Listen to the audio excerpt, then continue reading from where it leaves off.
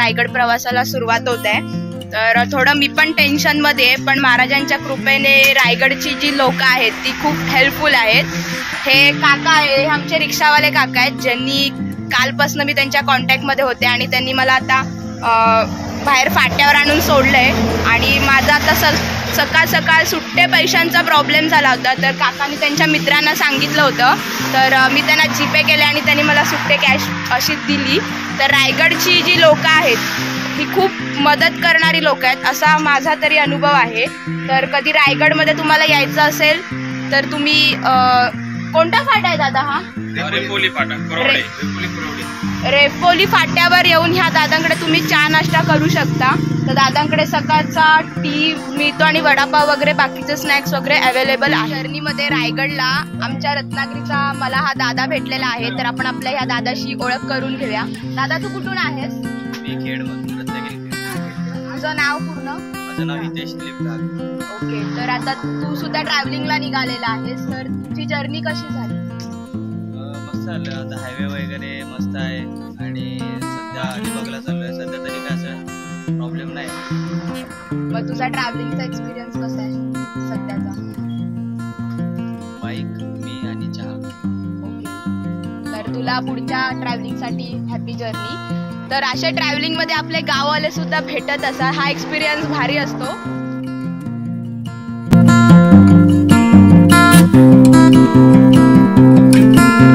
बस पकडली आहे, 1 तासात महाडला पोचीन आणि महाड नंतर पाचाडची बस पकडून डायरेक्ट पाचाडला जाईन आणि मग पाचाडवरनं डायरेक्ट मग रायगडच्या ट्रेकला सुरुवात। रायगडच्या जर्नीमध्ये एक सकाळपासून मला एक अनुभव येते की रायगडची लोक तर खूप छान आहेत आणि प्रवास करताना काही अडचणींना पण सामोरं जावं लागतंय, पण जसं महाराजांचं नाव घेतोय तसे प्रॉब्लेम पण सॉर्ट आउट होत जाते। तर आता बराच वेळ सांदोशी गावची गाडी लागली नव्हती, तर मनातल्या मनात महाराजांना हाक मारली की महाराज काहीतरी करा, आणि लगेच त्याचा रिझल्ट पण मला जाणवला।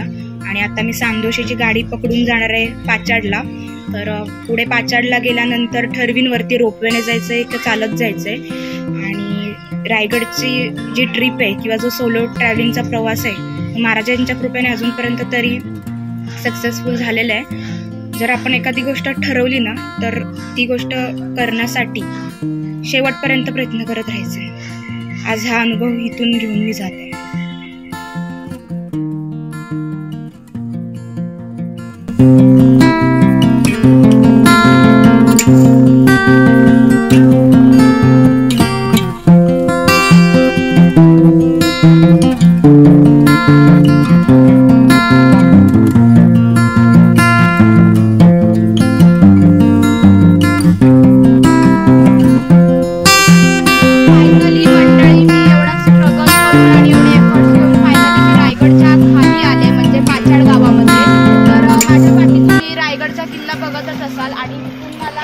रोपवे पण दिसतोय, तर आता मी जात आहे रायगडवर। तर दुपारची वेळ असल्यामुळे मी आता डिसिजन घेतलाय की मी रायगडला रोपवेने वरती जाईन आणि येताना मी संध्याकाळी चालत येईन। पुढचा काय मी प्लॅन केलेलाच नाही आहे। आणि जी रायगडची जर्नी होती ती मला एकट्याने करावी लागली काही कारणांमुळे, पण शेवटी महाराजांच्या कृपेने मी रायगडला पोहोचले।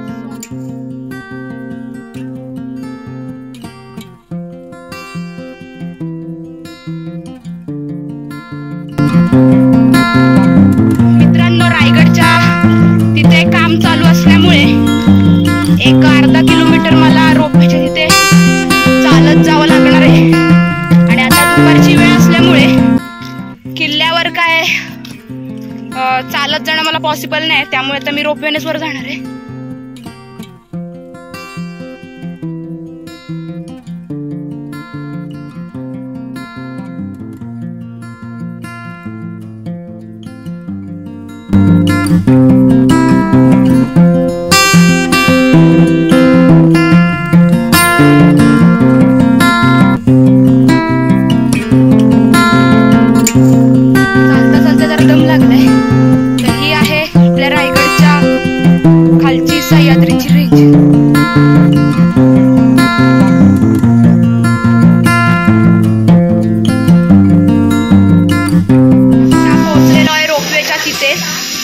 रोपवेचा बोर्ड बघू शकता।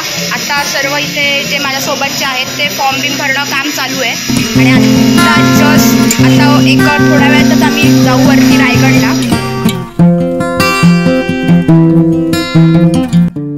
मंडळी रोपवेची तिकीटं काढलेली आहेत. आम्ही 5 जण ग्रुपने जात आहोत आता वरती रोपवेने. आता आम्ही रोपवेमध्ये बसलेलो आहोत. आमचा 5 जणांचा जो ग्रुप आहे तर आम्ही आता रोपवेमध्ये बसलेलो आहोत आणि आता लगेच रोपवे पण वर जाईल. तर फर्स्ट टाइम मी रायगडला रोपवेने येते तर काय फील होते ते मी नाही सांगू शकत. वरती गेल्यानंतर कळेलच की वरून रोपवेने कसं सीन दिसतो. तर रोपवेने हा सीन कसा दिसतो हे तुम्ही सर्वांनी व्हिडिओच्या माध्यमातून बघा. आणि जर कधी तुम्ही रायगडला आलात तर रोपवेने पण या आणि जाताना ट्रेकिंगने पण करत जा. सो मित्रांनो, रोपवे निघाली आहे वर आणि बघा रोपवेमधूनच आजूबाजूचा परिसर कसा आहे.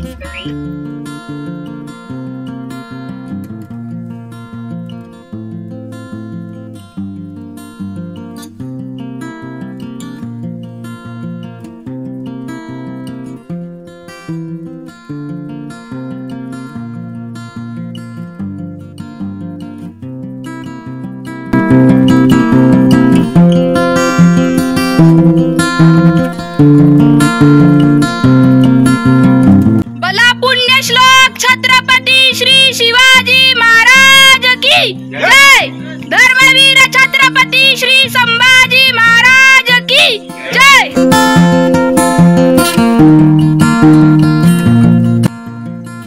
तर बऱ्याच लोकांना माहितीये मी रायगडला आले. तर बरेच लोक मला विचारत होते की तू रायगडला का चालली आहे. आणि इथे रायगडला येण्यासाठी माझे आई वडील, माझे मित्रमंडळी असतील किंवा माझ्या संघटनेचे काही लोक असतील तर ते त्यांच्या प्रेमापोटी मला नकार देत होते रायगडला यायला. आणि रायगडची जी जर्नी आहे ती मी एकट्याने केली आहे. रायगडला निघाल्यावर बरेच चांगले मला अनुभव आले. जर आज मी त्या लोकांचं ऐकलं असतं तर आज मी रायगडला नसते आणि ते चांगले अनुभव मला मिळाले नसते. जेवढ्या लोकांनी मला सांगितलं की तू एकटं जाऊ नको किंवा जाऊच नको ते त्यांनी प्रेमापोटी सांगितलं होतं. बट माझं मन करत होतं की रायगडला जायचंच. आणि गेले 1-1.5 महिना मला रायगडला यायचं होतं आणि आज 20 तारीख आहे. जी तारीख मी ठरवली होती त्याच दिवशी मी रायगडला महाराजांचं दर्शन घ्यायला आले. किल्ल्यावर येऊन आता आम्ही ताक पित आहोत. तर रायगड किल्ल्यावर येऊन खूप भारी वाटतंय. तर रायगड किल्ल्यावर ह्या काकी आहेत. तर काकींशी जर आपण गप्पा मारूया. काकी, तरी रोज किती पायऱ्या चढून वर येतात? 2000 पायऱ्या चढून वर येतात. कसं वाटतं तुम्हाला रायगडवर राहून? महाराजांच्या सानिध्यात एकदम व्यवस्थित चाललंय. तर इथे रोजचे बरेच नागरिक वरती येणार आहेत आणि वर महाराजांच्या कृपेने यांच्या पोटापाण्याचं व्यवस्थित सगळं चाललेलं आहे. तर बघूया पुढे रायगड अजून काय काय आहे.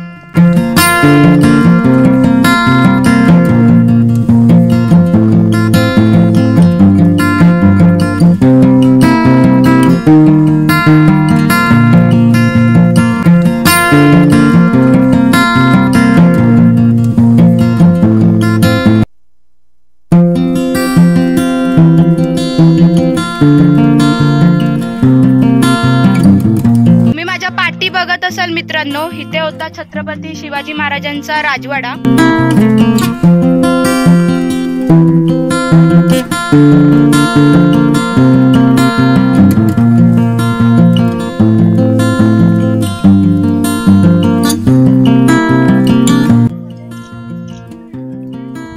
जय श्रीराम.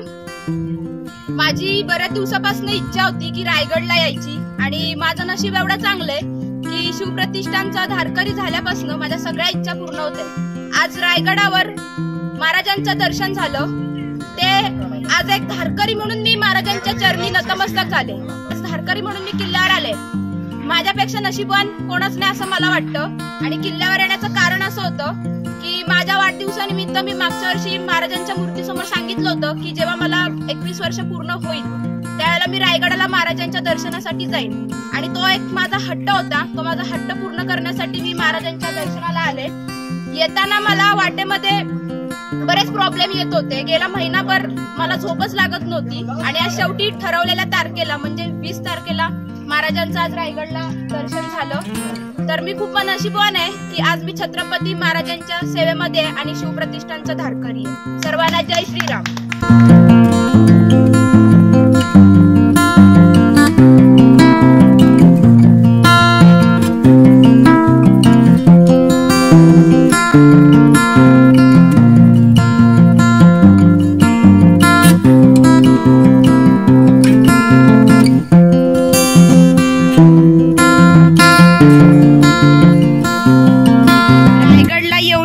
मला एक गोष्ट कळली की आपण जेव्हा बाहेर पडतो ना तेव्हा आपण कोणत्या पण सिच्युएशन मध्ये ऍडजस्ट करू शकतो, पण आपल्या घरी आपण एकदम आरामात राहत असतो.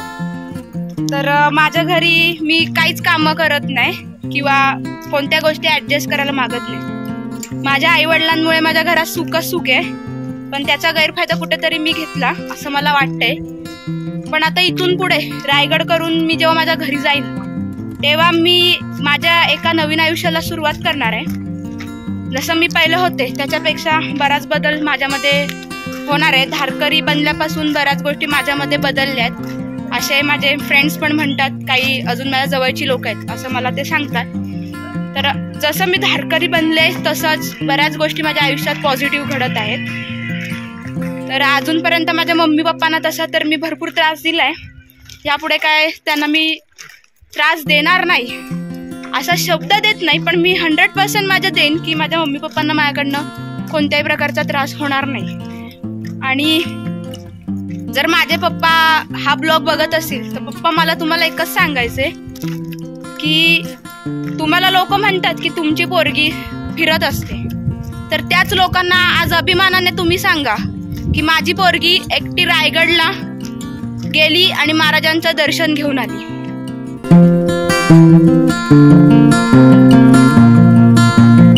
गडवर आल्यानंतर ह्या आपल्या काकी आहेत. ह्या आपल्या काकी आहेत. तर या काकींकडे पिठलं भाकरी ताजी गरमागरम बनवून मिळते आणि आताच काकींकडे आपण लिंबू सरबत घेतलेलं आहे. तसे इथे रायगडवर बरेच स्टॉल आहेत आणि खाली गावकरीच आहेत. तर मस्त वाटलं एकदम लिंबू सरबत पिऊन. तर आता आपण आपल्या पुढच्या ठिकाणी वळूया.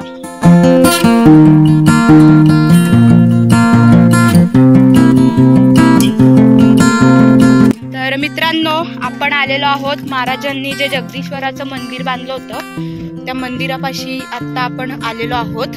आणि ह्या मंदिराचं जे स्ट्रक्चर आहे ते एखाद्या मशिदीसारखं महाराजांनी बांधलं होतं. तर आता आपण पुढे जाऊन आज जगदीश्वराचं मंदिर कसं आहे हे बघूया.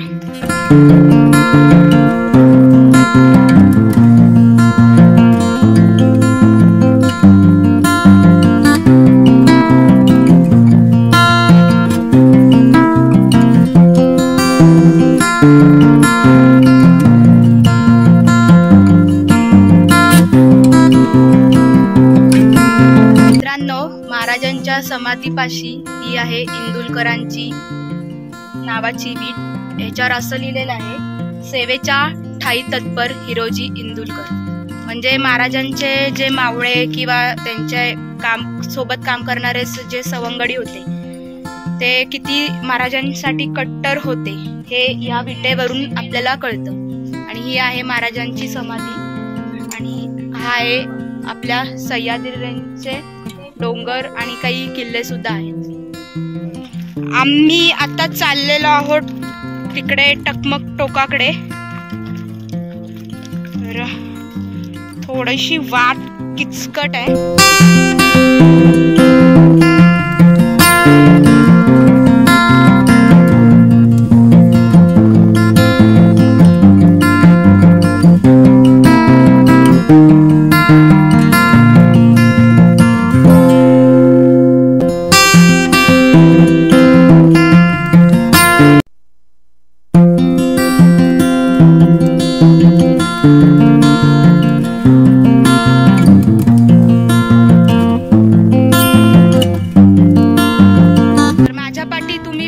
असाल, ही आहे महाराजांच्या काळातली बाजारपेठ.